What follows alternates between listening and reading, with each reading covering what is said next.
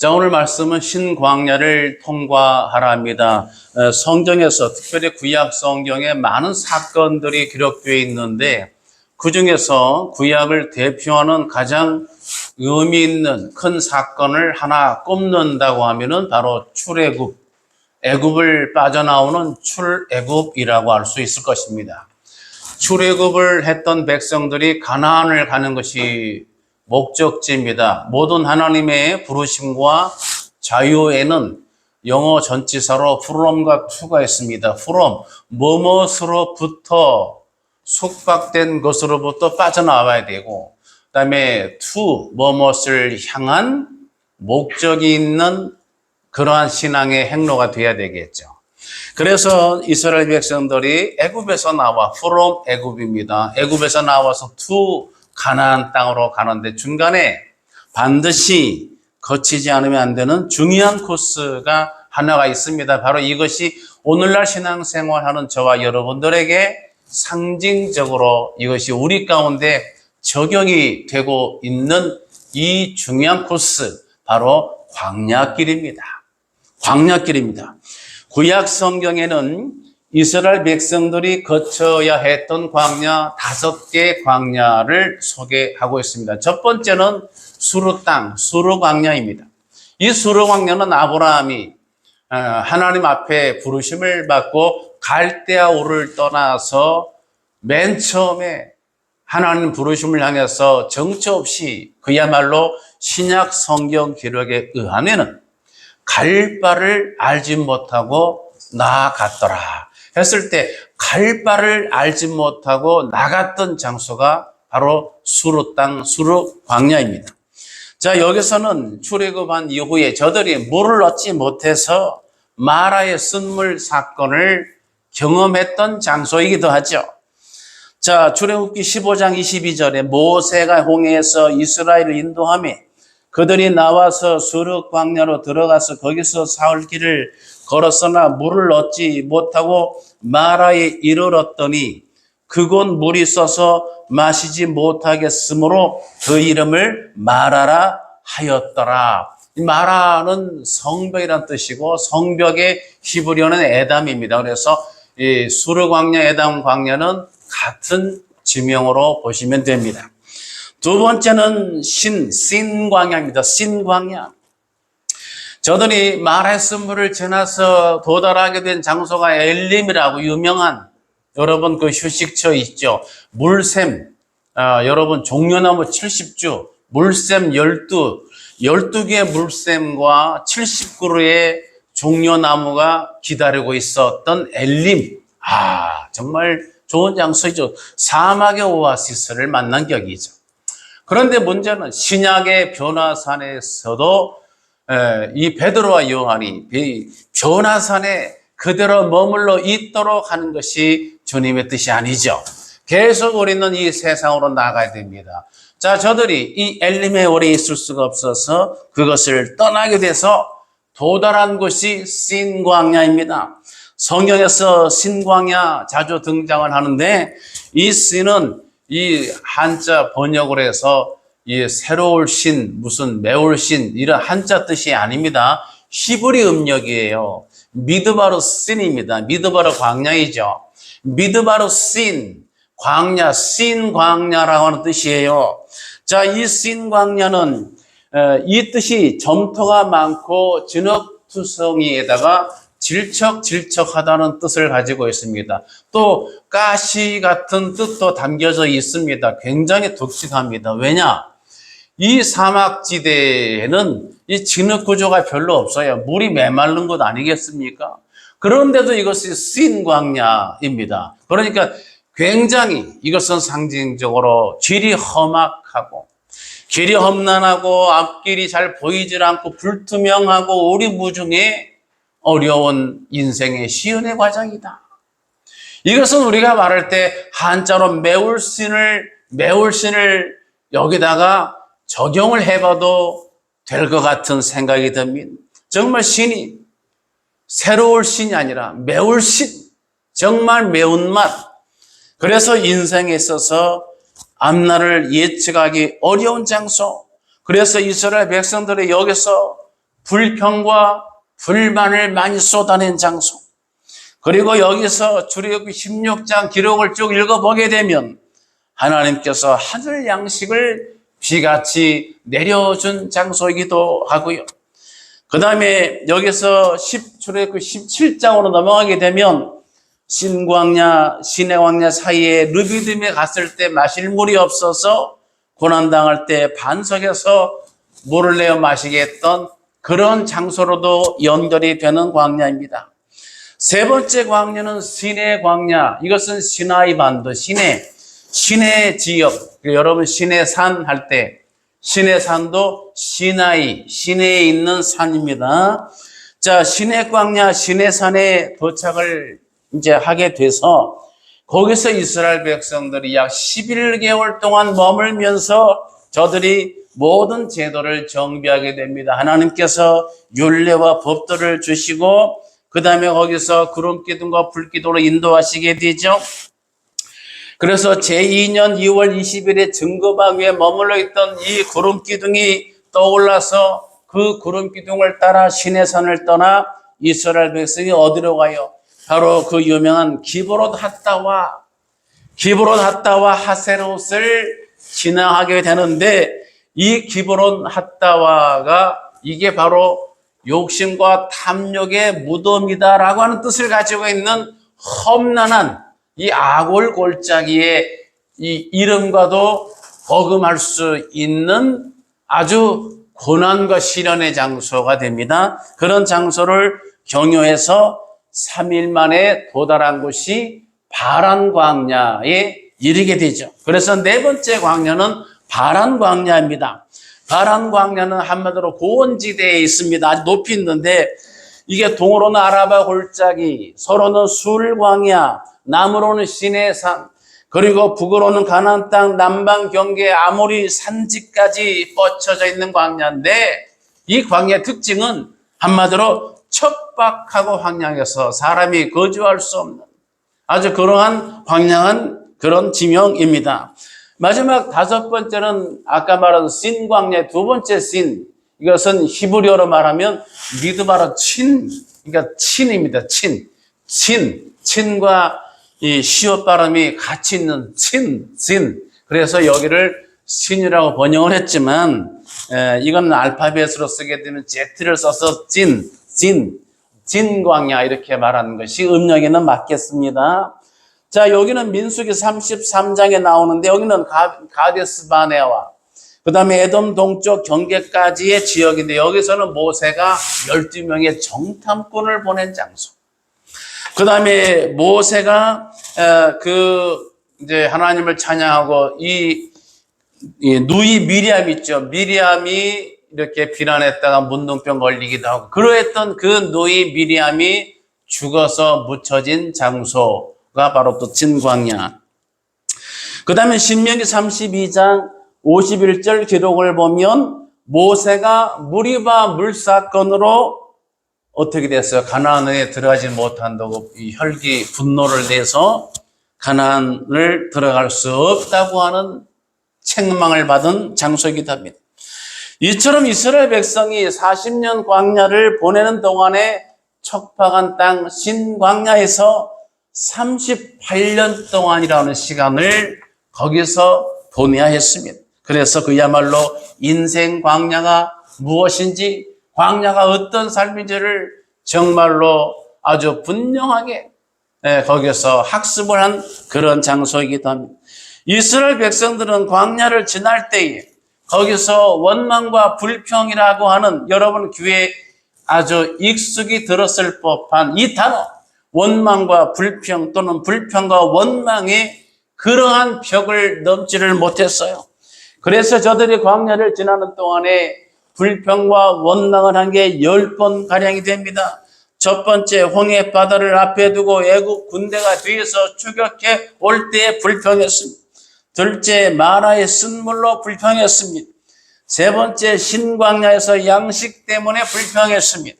네 번째, 르비딤에서 물 문제로 불평했습니다. 다섯 번째, 모세가 시내산에 올라가서 더디 내려오자, 빨리 내려오질 않자 불평했습니다. 여섯 번째, 애굽에서 섞여 나온 잡족들이 선동을 할 때에 동료되면서 불평했습니다. 일곱 번째, 기브론 핫다와에서는 고기를 먹고 싶다고 불평했습니다. 여덟 번째, 가데스 바네에서 정탐꾼들의 부정적인 보고로 불평과 원망을 했습니다. 그 다음에 아홉 번째, 고라, 다단, 아비람 250명을 선동해서 바로 고라의 반역, 모세 앞에 반역하면서 불평했습니다. 열 번째, 에돔 자손들이 그 왕의 대로로 통과하지 못하게 길을 내주지 않을 때에 저들이 또 불평했습니다. 자, 그래서 광야는 처절한 실패를 했습니다. 이스라엘 백성들이 처절한 고난을 당했고 처절하게 실패를 한 장소. 여러분 인생을 살아오다가 우리가 뒤를 돌아다 볼 때에 정말 원치 않게 본의 아니게 패배하거나 실패하거나 중요한 것을 잃어버렸거나 그렇게 쓰디쓴 상처가 되고 쓴뿌리가 된 그런 일들이 우리 가운데 종종 있잖아요. 광야가 바로 그런 것입니다.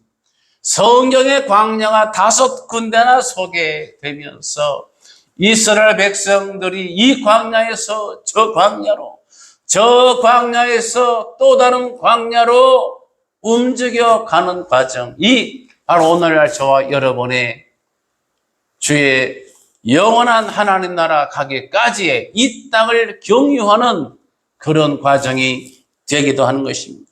이 광야, 이 센 광야를 통과해야 되는데 이 광야는 저와 여러분이 하나님을 경외하는 주의 백성들에게 어떠한 것입니까? 도대체 어떤 의미로 주어졌습니까? 첫 번째, 이 광야는 믿는 자들의 믿음이 떨어질 수 있는 시험의 장소다.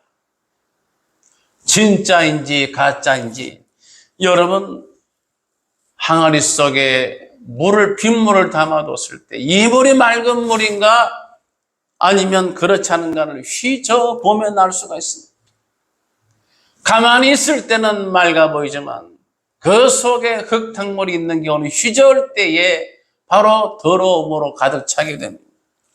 하나님을 믿는 나올 때에 주의 백성들이 그저 기계처럼 그저 습관과 형식으로 하나님을 신뢰한다고 하는 것을 우리 하나님이 찾으시질 않아요. 우리 하나님께서는 내가 환경과 여건의 고난과 여러 가지 역경의 환경에 처하면서 내가 믿음으로 행할 수도 있고 그렇지 않을 수 있는 그러한 기로에서 믿음을 선택하고 주를 바라보고 하나님의 이름을 높여드리고 하나님의 하신 일을 기억하고 하나님을 경외하고 의지하는 그런 신앙인을 찾으신다고 하는 것입니다. 이스라엘 백성들이 출애굽을 해서 신광야 도착하기까지 1개월가량이 소요됐는데 여러분 여행 떠날 때 보면은 되게 준비를 많이 해야 되지요. 준비한 만큼 여행은 즐기는 겁니다. 여행은 이꼬로 준비다 이렇게 말을 해도 틀린 말이 아닐 거예요. 준비를 많이 해도 저도 오늘 그 예배 마치고 이제 교육자 수련회 제가 먼저 월요일부터지만 오늘 오후에 합류하기 때문에 저도 빨리 가서 준비해서 가야 되는 상황입니다. 여행할 때 준비하는데 주로 뭘 준비하냐면은 이제 보통 이제 옷까지 갈아입을 옷까지 그 다음에 이제 먹을 필수 음식들 요새는 이제 어디 가서 구매할 수 있지만은 이 근동 지역에서 당신은 준비하지 않으면은 광야에서 낯선 땅에서 어디 먹을 것을 구할 수가 없죠. 그래서 먹을 거 음식 비상 무슨 이제 식량들을 잔뜩 준비를 했을 거예요. 그런데 한 달 정도 여러분 준비한 분량이 무슨 대형 트럭 가지고 가는 것도 아니고 보따리 싸서 가는데 얼마나 준비했겠어요. 그러니까 한 달 가량을 지났다고 하면은 어떻게 봐야 돼요? 대부분이 식량이 떨어졌다라고 봐야 돼요. 대부분 준비한 게 다 떨어지고 바닥이 났다. 여러분 떨어졌다, 바닥이 났다. 그러면 여기서 동반되는 개념이 나오게 되죠. 뭐가 바닥이 나고 뭐가 떨어지겠습니까? 식량이 떨어지고, 즉 환경과 여건이 바닥으로 떨어지게 되면 믿는 자의 믿음도 바닥으로 떨어지게 된다 이 말이에요. 환경이 어려우니까, 여건이 어려우니까, 내 삶이 고난이 계속 닥쳐오니까 소금의 짠맛이 이루어지지 않지만 계속 뜨거운 고열의 온도에 오랫동안에 가열되게 되면은 소금의 짠맛을 잃어버리게 된다고 하지 않습니까? 믿는 자가 그렇게 되는 건 믿음이 떨어질 수 있다는 겁니다. 성경은 믿음이 떨어질 수 있다는 것을 보여주시고 있습니다. 성경에서 믿음이 떨어진다는 영어 번역은 fall을 썼습니다. fall은 믿음이 조금 줄어든다, 믿음이 조금 위축이 됐다, 믿음이 좀 작아졌다가 아니라 믿음이 완전히 밑으로 바닥으로 떨어져 버렸다, 추락했다 뜻입니다. 마태 14장에 보면 베드로가 풍랑이를 발로 밟고 물리를 걸은 사건이 기록되고 있습니다. 많은 제자들이 두려워 떨고 있는 용감한 베드로가 주님을 보고 나를 명하사 물리를 오라 하소서. 주님이 오라 명하시니 어떻게 했습니까? 베드로가 주님을 바라보고 주님과 눈과 눈을 마주보고 주님만 예수 그리스도만 바라보고 걸음을 걸었더니 풍랑을 밟고 무리를 걸을 수가 있었다 이 말이에요. 그랬다가 그 베드로가 시선을 놓쳐서 주님을 바라보는 대신에 파도를 보니까 풍랑을 바라봤다. 바로 물속에 빠지고 말았습니다. 예수 그리스도를 바라보는 믿음은 어떠한 고난 속에서 옆에 풍랑이 일고 바닥은 요동치는 물 아닙니까? 이렇게 물리적으로 도저히 안정을 취할 수 없는 불가능해 보이는 장소, 환경과 여건이라 할지라도 주님을 바라보는 믿음은 떨어지질 않습니다. 반대로 주님을 바라보고 어떠한 풍랑도 발로 밟고 승리했던 믿음의 용사라 할지라도 주님을 바라보는 대신 세상 환경을, 내 주변을 또는 내 자신을 바라보고 생각하게 된 그 순간 떨어지고 마는 겁니다. 떨어지고 마는 거예요. 성경에서 구약의 욥은 달랐습니다. 그렇게 환경과 여건이 다 바닥이 되고 온몸도 만신창이 되고 극심한 고난 중에 힘든 고난은 이 고난이 왜 무엇 때문에 도대체 왜 이런 고난을 겪는지 그 의미라도 알면 좋으련만 의미도 그 고난을 내가 왜 감당해야 되는지 전혀 뜻도 의미도 이해하지 못하는 납득이 안 되는 고난을 겪을 때에 이중 삼중으로 힘든 법이에요. 그런 고난 속에서도 욥은 모든 걸 다 빼앗겼지만 믿음만은 놓지 않았습니다. 그가 유명한 고백을 했지 않습니까? 주신 자도 여호와시고 취하신 자도 여호와시다. 욥기서 1장 21절입니다. 가로되 내가 모태에서 적신이 나와 싸운즉 또한 적신이 그리로 돌아가올지라 주신 자도 여호와시요 취하신 자도 여호와시오니 여호와 이름이 찬송을 받으실지니다. 아멘. 욥은 극심한 고난 연단 속에서도 떨어지지 않았습니다. 사랑하는 예배자는 베드로 사건이나 욥의 사건을 볼 때 깨닫는 게 있지요. 뭐냐면은 환경과 여건을 우리가 고난의 광야를 통과하게 될 때에 믿음이 떨어지지 않도록 바로 우리의 이 관점을, 시선을 돌려야 된다고 하는 거예요. 풍랑을 만난 베드로가 예수 그리스도를 바라봤듯이 주님을 바라보는 하나님 여호와를 앙망하는 신앙이 되시기를 축복합니다. 여호와를 앙망하는 자에게 샘을 주신다고 그랬습니다. 새 것으로 주신다는 뜻이에요. 하나님 여호와를 앙망해 됩니다. 사랑하는 예배자로 믿음이 떨어지는 광야를 지나게 될 때에 언제든지 내 조금 전까지 가지고 있던 내 믿음이 바닥으로 떨어질 수 있습니다. 그런 내가 테스트 시험 당할 수 있습니다. 여러분 그러나 기억하시기 바랍니다. 모세가 하나님의 사람이 된 것은 편안한 아주 화려하고 부유했던 애굽 바로의 궁정에서가 아니라 정말 척박한 미디안 땅, 미디안 광야에서 모래바람 맞으면서 햇볕에 그을리면서 푹푹 썩어할 때 그때 만들어졌고요.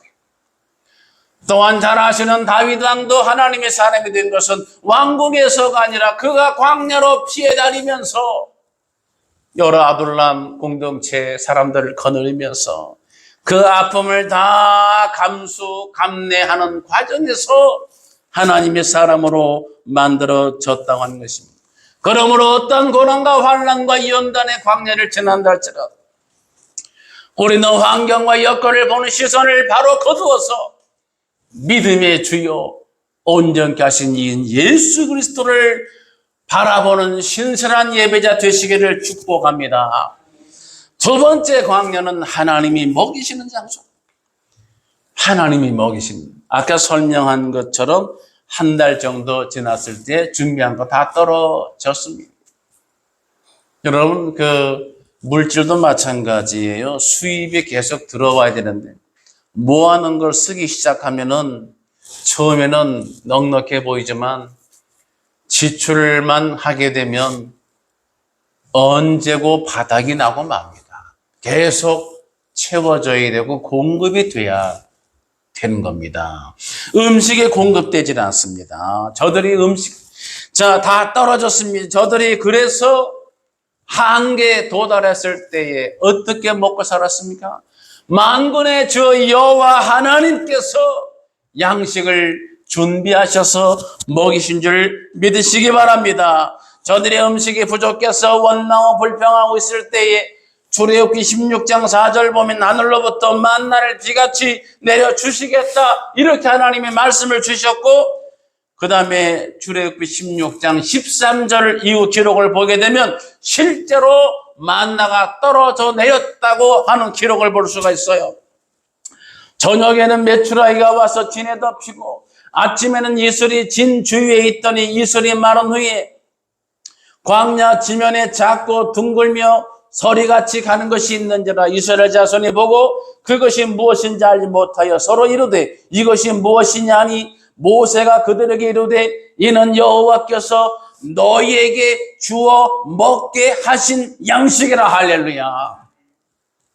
하나님 여호와께서 주의 백성들에게 주어서 먹게 하신 양식이다. 하늘에서 비처럼 양식을 내려주셨습니다. 여러분 만나가 특이한 게 이 사막 시나이 반도 이 사막지대에 위성류 나무의 기세는 깍지벌레가 있다고 합니다. 깍지벌레가 여기서 이제 분비물을 내는 게 이름이 만입니다. 만나랑 비슷하죠. 이 분비물이 이제 그 깍지벌레가 탄수화물 성분을 위성류 나무에서 채취를 해서 빨아먹고 그 다음에 이제 그 수액을 빨아서 애벌레에게 주기도 하고 나머지는 이제 그 나무까지 위성류 나무까지에다가 방울방울 모양으로 이제 거기다가 뱉어놓고 이렇게 이제 예배 놓는다고 그래요. 그래서 이제 이게 사막 기후 더위 탓에 이제 수분 물기가 빠지면서 결정체가 되고 그래가지고 이제 땅에 떨어지게 되고 이것이 아주 달짝지근하고 쫀득쫀득해서 아주 요긴한 식량이 되기도 한다 그러네요. 하나님께서 정말 신비한 창조하신 하나님께서 창조의 그 질서에 따라 자연 법칙을 따라 먹이신 거죠. 그 다음에 메추라기 히브리어 셀라우 비만 뚱뚱하다 아둔하다 이런 뜻인데요. 이 셀라우 왜 셀라우냐면은 이 메추라기들이 철새로서 3, 4월경에 아프리카에서 유럽으로 이동한다 그래요. 그래서 이제 팔레스틴 그쪽 그 사막지대가 통로가 된다고 합니다. 통로가 되는데 그때 이제 이 메추라기들이 굉장히 살이 쪄서 아주 좀 이렇게 둔중하다 그래요. 그래서 쉽게 잡을 수도 있다고 합니다. 하나님이 그런 자연 특성을 이용하셔서 동풍을 불어서 메추라기를 보내시고 땅에 떨어져서 오늘 아까 제가 설명해 드린 대로 어떻게 돼요? 저녁에는 메추라기가 와서 뒤에 덮이고 희한하게 그냥 잡으러 갈 필요 없어요. 저녁에는 메추라기에 내려서 고기를 먹게 하시고 그 다음에 아침에는 지면에 그 만나가 또 이렇게 다 맺혀 있어가지고 진주에 있어가지고 둥글고 서리 같은 것, 희한한 것, 그래서 이걸로 쫀득쫀득하고 달달한 것, 이걸로 먹고 살 수 있도록 하나님께서 이것을 섭리하셨는데, 중요한 것은 만나가 어떤 맛이고 어떤 빛깔이고 어떤 색깔이고 뭐 어떤 형태, 이게 중요한 게 아니라 하나님께서 먹이신다. 할렐루야. 하나님께서 어떨 때 내가 자력으로 내가 공급해서 먹고 살기 어려울 때 내가 스스로 나와 가족을 먹일 수 없을 때에 지나고 나면 내가 죽지 않고 살아있어요. 그건 뭐예요? 하나님께서 먹이신 겁니다. 하나님께서 붙들어 주시고 하나님께서 돌봐 주신 것입니다. 사랑하는 예배자 여러분, 광야는 척박하고 힘들지만 그러나 거기에는 우리를 돌보시고 먹이시는 여호와 하나님의 손길이 있다는 것을 기억하시기 바랍니다. 마지막 세 번째로 이 광야는 뒤로 가는 게 아니라 앞으로 가는 장소입니다. 뒤를 바라보지 마시고 앞을 바라봐야 되는 거예요. 성경이 보여주는 여러 형태의 사람들이 있는데 믿음의 사람이 있는가 하면은 믿음이 없는 사람이 있어요. 믿음이 없는 불신의 사람들, 말로가 좋지 않죠. 그런데 불신의 사람들의 특징이 있습니다. 이것이 뭐냐면 전부 다 한결같이 구약에서 말하는 믿음이 없는 사람 특징은 뒤를 돌아다본다. 하나님이 명하신 앞쪽으로 가지 않고 뒤쪽으로 간다고 하는 거예요. 이런 면에서 뒤의 것을 집착하고 과거만 바라보고 사는 사람들, 불신앙의 형태에 속하게 됩니다. 뒤의 것, 내가 옛날에 이렇게 살았다고, 내가 옛날에 좋았다고 하는 것.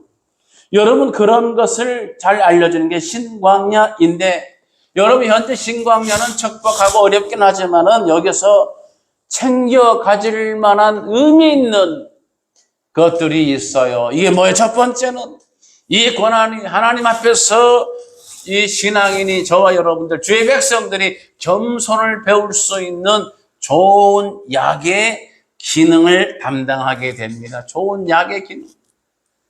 여러분 머리가 아프면은 두통약을 드시면 훨씬 낫잖아요. 그렇죠? 저도 담 걸렸을 때 담 걸리면 주로 파스를 붙이지만 보통 파스보다 약을 먹어야 빨리 낫는다 그러죠. 그래서 여기 인정약국에서 약을 사서 먹었습니다. 그랬더니 다음날 빨리 나았습니다. 여러분, 좋은 약을 잘 드셔야 됩니다. 광야 생활은, 신광야를 경유하는 과정은 환경적으로, 육신적으로 어렵지만 내면적으로, 영적으로는 하나님 앞에 겸손을 내가 익히고 학습하고 겸손의 근육을 키울 수 있는 좋은 약의 기능을 담당하고 있습니다. 또한 광야의 과정은 어렵긴 하지만 하나님을 바라보고, 왜냐하면 내 자력으로 내가 먹을 수가 없고 내 자력으로 내가 이길 수가 없기 때문에 하나님이 도와주시지 아니하시고는 살아갈 수가 없잖아요. 그래서 하나님만 바라보고 하나님을 의지하게 되는 그런 지렛대의 구절을 감당하게 된다 하는 것입니다. 사랑하는 예배자 여러분, 이제 말씀을 정리하겠습니다. 성경에서 말하는 하나님의 뜻은 주의 백성들이 광야를 통과할 때에 어렵다고 힘들다고 메말르고 척박하다고 뒤를 돌아다보지 말라고, 앞을 향해 가라고 하는 겁니다. 하나님께서 아브라함에게 내가 내게 지시할 땅으로 가라고 했을 때는 갈 바를 알지 못하고 떠나간 아브라함, 적어도 미래지향적으로 앞을 바라보고 나간 줄 믿으시기 바랍니다. 사도 바울은 내가 이미 이루었담도 아니고 앞에 있는 표대를 향하여 달려간다고 고백을 했습니다. 히브리서 10장 38절입니다. 나의 의인은 믿음으로 말미암아 살리라. 또한 뒤로 물러가면 내 마음이 그를 기뻐하지 아니하리라 하셨느니라. 뒤로 물러가지 마시고 앞으로 나아가는 예배자 되시기 바랍니다. 히브리 10장 39절에 우리는 뒤로 물러가 멸망할 자가 아니요 오직 영혼을 구원함에 이르는 믿음을 가진 자니라, 이렇게 기록했습니다. 바로 저와 여러분인 줄 믿습니다. 신광야는 의미가 있습니다. 여기를 잘 통과하면 하나님께서 우리에게 예비하신 정말 권세 있는 자가 베풀어주는 귀한 떡을 받아먹는 그러한 존귀한 자가 되는 반면에, 신광야를 잘 통과하지 못하면 기브롯 핫다와 거기에 욕심과 탐욕의 무덤, 그래서 결국은 거기서 망하게 되는 그런 지경으로 전락될 수도 있습니다. 여러분의 신광야 믿음으로 잘 통과하시기 바랍니다. 하나님이 함께 하시고 하나님이 먹이시는 것을 여러분 경험하시기 바랍니다. 그리고 어려워도 괴로워도 뒤를 바라보지 말고 앞을 바라보고 하나님이 주신 비전과 언약 바라보고 믿음으로 하나님이 약속하신 가나안을 향해서 전진해 가시는 믿음의 용사들 되시기를 예수님의 이름으로 축복합니다. 기도하겠습니다. 할렐루야. 영광과 존귀와 찬송을 주님 앞에 올려드리옵나이다. 거룩하신 하나님 아버지, 오늘 주의 백성들이 주께 나와 예배할 때에 하나님 마치 우리 삶이 구약의 이런 신 광야를 통과함과 같이 광야를 경유하는 삶이 얼마나 고달프고 힘들겠습니까? 그러나 이 광야를 지나는 동안에 우리 하나님께서 우리 믿음을 측정해 보시기를 원하십니다. 이 광야를 지나는 동안에 천지를 지으신 여호와 하나님의 손길로 하나님이 친히 자기 백성들을 먹이시고 돌봐주시고 계심을 똑똑히 목도한 바 되게 하옵소서. 그리하여 우리 믿음이 뒤로 물러가 침륜에 빠지는 것이 아니라 앞을 바라보고 여호와 하나님을 앙망하며 영적 가난을 향해서 힘차게 전진해가는 천국 백성 되게 하여 주시옵소서. 믿사옵고 감사드리며 예수님의 이름으로 간절히 기도드리옵나이다. 오늘 죄에서 구원하신 우리 구주 예수 그리스도의 귀하신 은혜와 하나님 아버지의 넓으신 사랑과 성령님의 감동, 감화, 인도, 조제하심이 오늘 함께 예배하는 모든 예배자들 머리 위에와 저들의 가정 위에와 일터 직장 위에와 자녀들의 진로와 비전 위에 그리고 나라와 민족 위에 함께 있을지어다. 아멘.